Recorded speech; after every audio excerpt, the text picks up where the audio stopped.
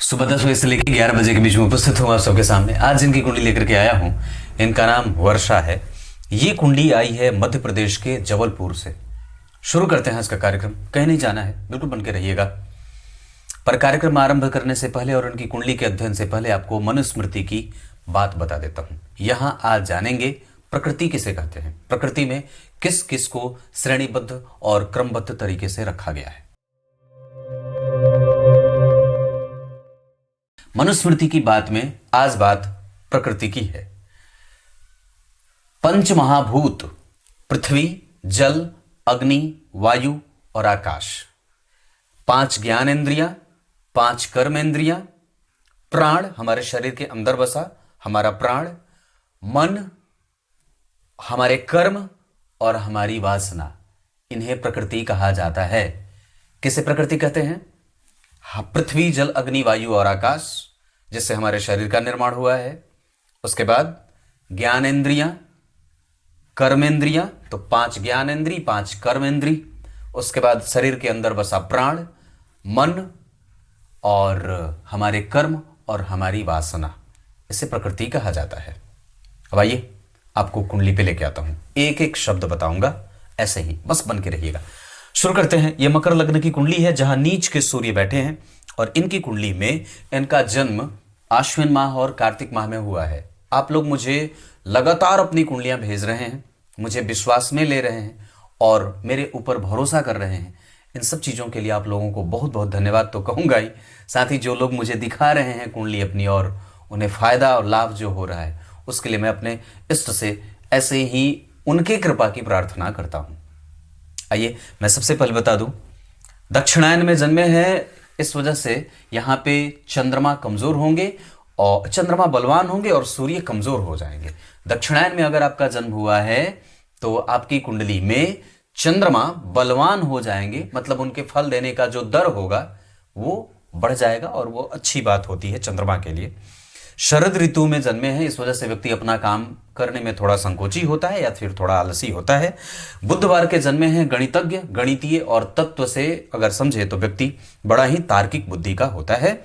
कृष्ण पक्ष के पंचमी तिथि के चंद्रमा कभी भी जातक की कुंडली में धन से कमजोर नहीं होने देंगे और व्यक्ति को श्रेष्ठ बना देते हैं। यहाँ पे एक बात और भी बता दूं तो रोहिणी नक्षत्र में जन्मे होने से व्यक्ति व्यापार, खुद का काम, पार्टनर के साथ कोई भी व्यवसाय और कोई भी नौकरी, वैसे ये सबसे अच्छा नक्षत्र मैं इसे समझता हूं जहां पे आपको अच्छी स्थितियां मिलती हैं, जीवन आगे बढ़ता है, पारलौकिक सुखों की प्राप्ति होती है, व्यक्ति का मन और व्यक्ति की बुद्धि अपवित्र नहीं होती है। वरीयान योग वैश्य वर्ण और मनुष्यगण के होने के कारण राजसिक तत्वों की आधारशिला होती है, पर इसको बढ़ा करके सात्विक तत्वों में कैसे उसको ठीक किया जाए इस पर विचार करने की आवश्यकता होगी। दरअसल एक बात और भी समझने वाली है कि आपकी कुंडली में मकर लग्न की कुंडली और लग्न को पापकर्त्री लग गया। इस कारण से अब आपके सारे काम थोड़े बहुत रोक रुक करके या थोड़े मतभेद के साथ उपस्थित होंगे। धन भाव के अधिपति शनि लग्न के अधिपति 12 में बैठ गए। अगर आपकी भी कुंडली में लग्न और धन के अधिपति 12 में बैठे, इसका अर्थ है कि आपको अपने कम्युनिकेशन पे ध्यान देने की बात होगी। आपको मेहनत अब थोड़ी ज्यादा करनी पड़ेगी, आपको प्रूफ करना पड़ेगा कि हाँ मैं ये काम कर सकता हूं या कर सकती हूं। इसके अतिरिक्त अपने चरित्र को, अपने व्यवहार को, अपनी बुद्धि को और अपने स्वास्थ्य को, इन सब को भी आपको अब नर्चर करना होगा, उनको ठीक रखना होगा। चरित्र की बात तो खराब नहीं कहूंगा, पर यहाँ पे आपको अपने स्वास्थ्य पे, अपने प्रभावों पे, सामाजिक गतिविधियों में बहुत ज्यादा व्यक्ति को जबरदस्ती जोर लगाना पड़ता है। अपनी पहचान बनाने के लिए मशक्कत करनी पड़ती है और कई बार जहां 2 रुपए खर्च करके कोई व्यक्ति आपके वश में हो जाएगा, वहां किसी के लिए आप 2 रुपए खर्च ना करें, 50 रुपए खर्च करें, 10 रुपए खर्च करें, 20 रुपए खर्च करें, तब जाकर के वो आपके पक्ष में गवाही देगा। मतलब ऐसा होता है कि आपको उसको अपने पक्ष में करने के लिए कई बार उसकी जी हुजूरी भी करनी पड़ती है और अब कई बार आपकी प्रकृति दूसरों के दृष्टि में कमजोर हो जाती है, या ये कह सकते हैं कि आप बहुत ज्यादा वो प्रभाव नहीं बना पाते जिसके बल पे आपके आगे बढ़ने का सफर थोड़ा आसान हो जाए। ऐसा यहां धन भाव में राहु और शुक्र से केंद्र में सूर्य पे दृष्टि, गुरु पे दृष्टि, इस कारण से व्यक्ति के जीवन में धन आदि होने में दिक्कत तो नहीं होती, पर हाँ निसंदेह विवाह आदि होने में परेशानी होती है। हालांकि शनि ने देखा है गुरु की दृष्टि होगी, पर गुरु खुद ही राहु के संपर्क में आ रहे हैं, सूर्य स्वयं ही राहु से दृष्ट हो जा रहे हैं, तो इस कुंडली के लिए गुरु बहुत अच्छे नहीं होते।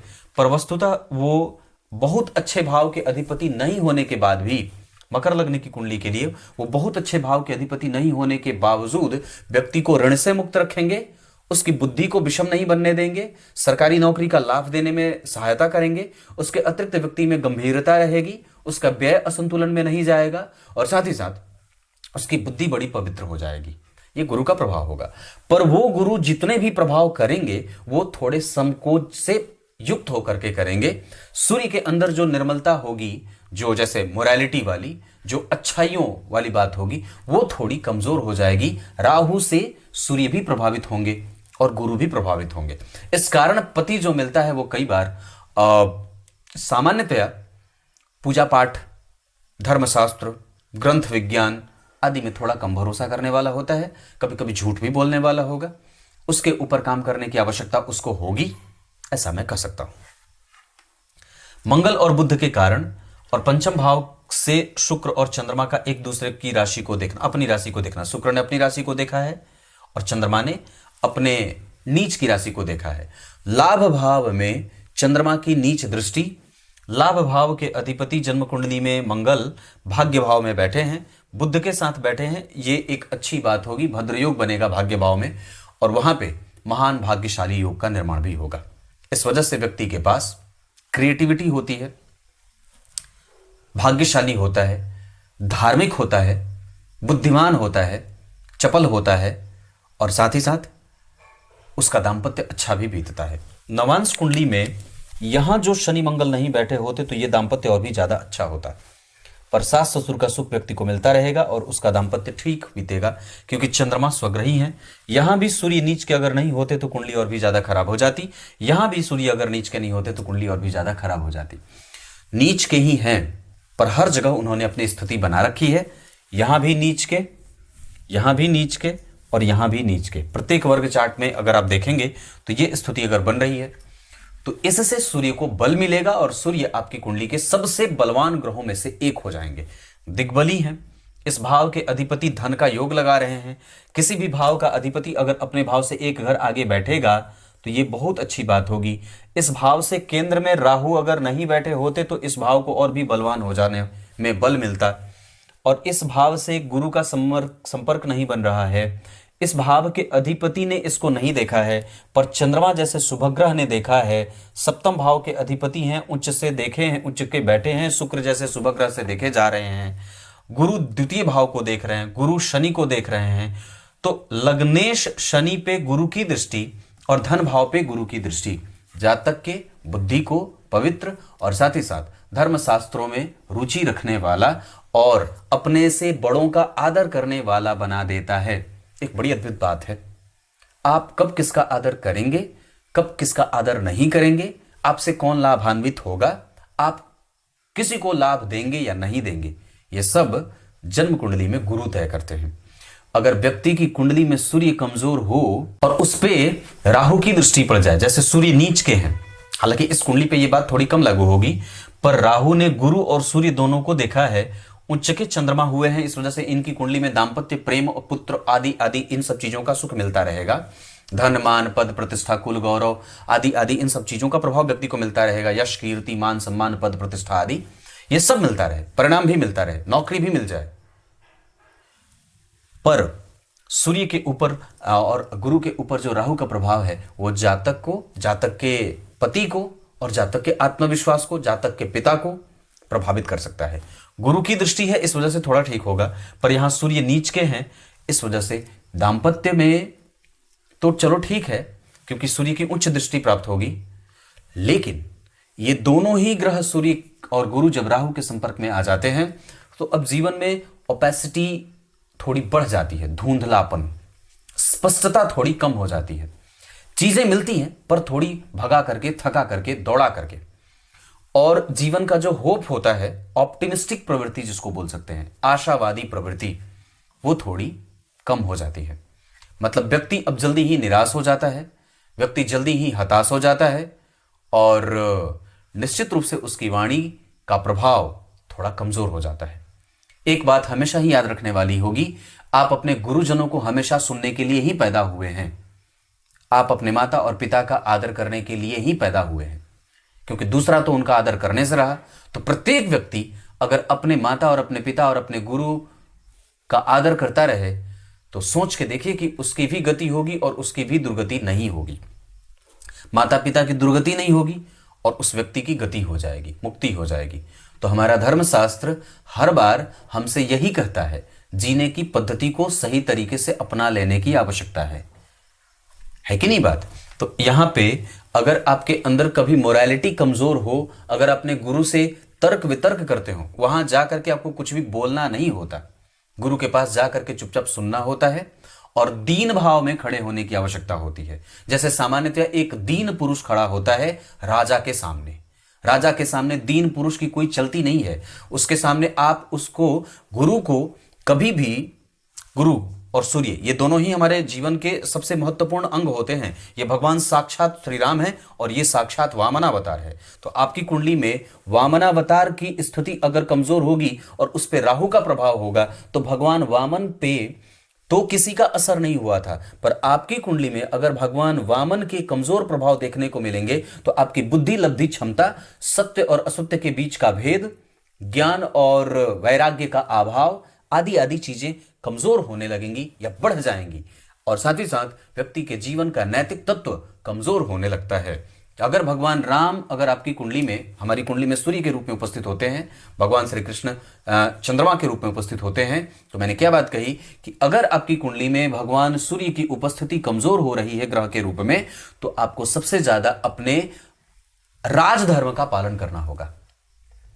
अपने आप को राजा अगर बनाएंगे तो कैसे जिएंगे, ये बात समझने वाली होगी। बात समझ में आ गई होगी। तो ये बात है। तो दरअसल अपने पेट, अपने नेत्र, अपने हृदय, अपने, क्योंकि सूर्य वो नीच के हैं तो वस्तुतः वो परेशान करेंगे। घुटनों का ख्याल,